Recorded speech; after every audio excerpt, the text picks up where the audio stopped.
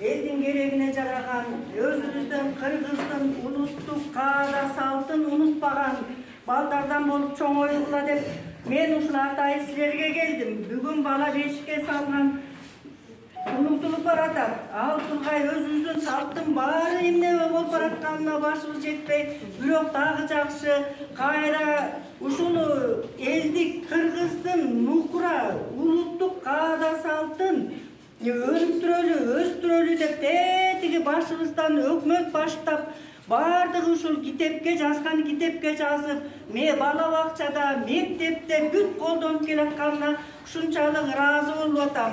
Айланайындар ошончу мен ушул атайы силерге көрсөтөйүн деп келдим. Мурун деген баланы бешикке арча бешик деп арчадан жасап арчага баланы бөлөп ананы чоңойтконбуз. Аны орто жерде демократия деген балекет чыкты дагы. Бешикти жоготкула деди. Кайра деген ошонун баарын эме кылып мына усталар богуреки бешикти жасап ушул жыгаштан тиги ар ким өзүнүн эмесине ыгына жараша бешик жасап мына 2 бөлөк бешик. Бул арча бешик, бул жыгаштан жасалган бешик балам. Азыр биз баланы бу арча бешикке эметели. Эми бешиктин жасалгасы болсо балам бул жыгаштын астына эң биринчи олпок коюлат.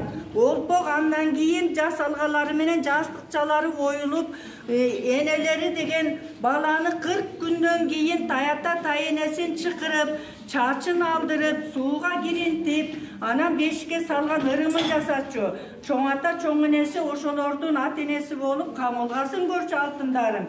Анан бул бешиктин дагы жакшынакай ырымы болот. Мына ордо ойногон чүкөлөрдүн оң сол деп ошол чүкөлөрдөн алып баланын бешигине салып темирдей бекен болсун деп балкасынан бери коюп бул жерден 3 сапар өйдө көтөргөндө момунтип тиги гүлтүккө түшкөн чүкөлөрү кайра алып 3 сапар момунтип эме кылганда ошондо баланын тиги эмеси жакшы болот деп ырым кылып туруп андан кийин анан баланы алып келип бөлөгөн. Балам алып келчи.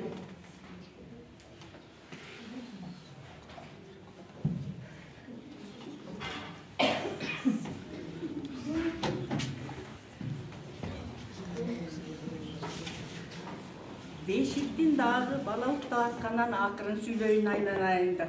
Бешиктин бул демесинде шимек деген болот. Балдарым билесиңер, шимек эмнеден жасалат? Ой, рахмат, ушуну билгениңерге.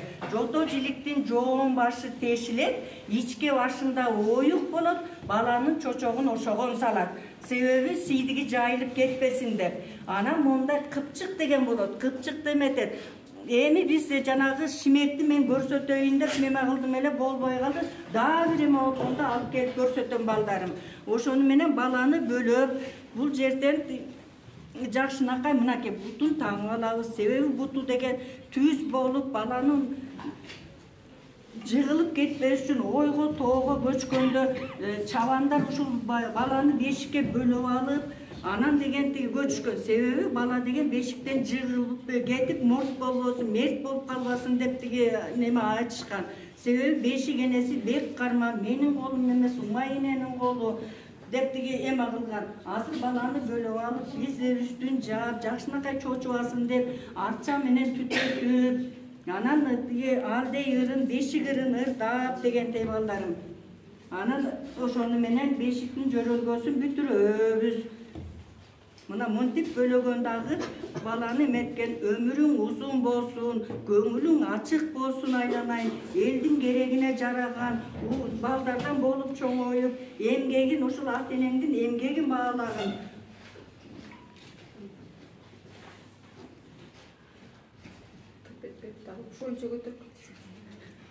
Мына баланы тиги бөлөйлекте дагы тиги эме кылса болот. Баланы бөлөгөндөн кийин бала чочуп кетпесин деп тиги бу арчаны тиги илгерттен бешик эмес, даже үйдү деген ар бир эмелерде түтөтүп тиги арчанын чытын тиги ушунчалык адамдын ден соолугуна жакшы.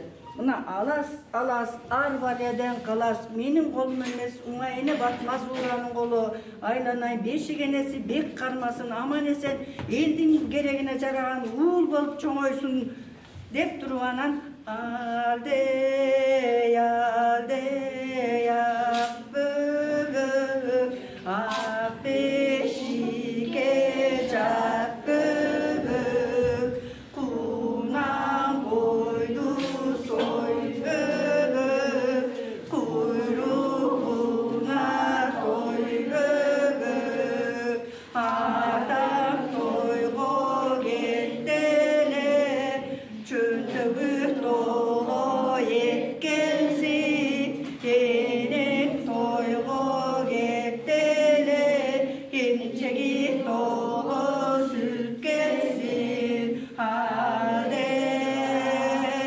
алдей бешигене деп карма. Рахмат апа, эми ушул биздин када салып. Келечегим тең болсун, телегейим тең болсун. Айткан сөзүм кай жакта сүйлөсүң дагы эки ой болсун. Кылган ишим чийип болбосун. Кызыр кашыңда, пайгамбар башыңда турсун. 40 шиктен кызматыңды кылсын. Атпай элдин көзү бол. Айтылуу шумкар көздүү бол. Адам тапкыс сөздүү бол. Оорулууга дары бол. Ополуу тоодой кары бол. Кыйын күн башта болбосун, кан теңирде Аллахым өзү болбосун. Кыргыз үчүн жаралган кымбат баасы улутунан алган биринчи эле апа деген сөздү билесиңби? Эне тилде чыгарган. Эне тилде, эне сүзүшүп, эне атайлап балдарына жиберген, бириктирип ой максатын тилеген. Бир улутту ошол Күчтан аз балдар. Асылбай Ибраев тоолорум, толкубай тугун тоолорум, тосордон сузум ойлорум, калайын кайра төрөлүп, кашыңда жолдош жоронун, учуңду тиктеп зардан, убайга түшөт каарман, таалайга жазган көрүнөт, тажадым чуулуу шаардан, кең пейил сенин жүзүндөй, келемин достук күтүнбөй, көчөдөн карын учуруп, көлүп энетилин унуткан бар, элбезер атка конуп буруткан бар, эненин сүтүнөн тилин билбей, эненин сай сөгүн сузаткан.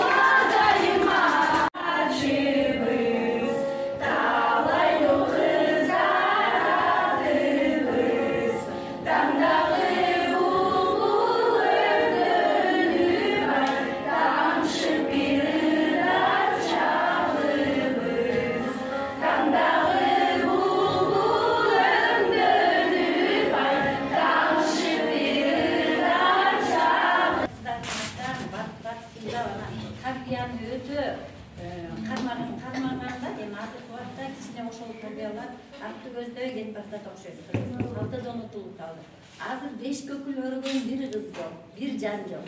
Энелерден өрбөй калды алар. Ошо азыркы эми илгерки эмелердин баарын азыр кайра кайталап атабыз да. Ошон үчүн мына кыздарыбызды 5 көкүл өрүп, мына булар билип калсын деп.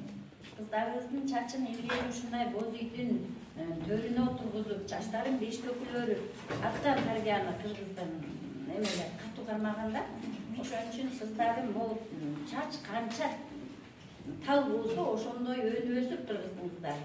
Кайра ошо каада салтыбыз ордуна келип, жакшынакай заман келатат деп ойлойбуз. Эми бул заман жаман деп айтканга болбойт. Жакшы, бирок тарбиялык жактан орусчаларын кетип баратабыз.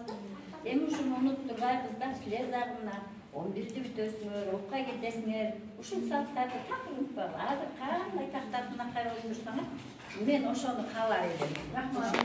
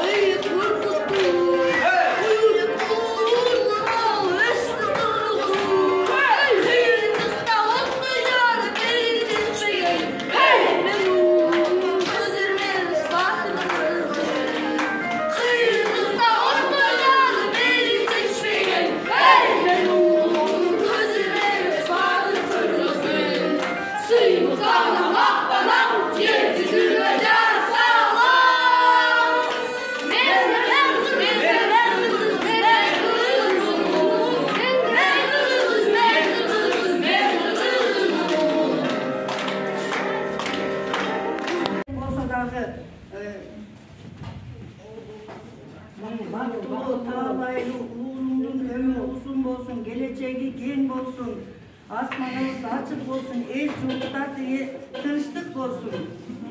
Rahmat apa, эми бала Büyüdü, aytıp жүргөн ал эми. Кулатан кайбам кылдырам, ошол кезде баласы кайсырага кайтышка айтып берди шыбыра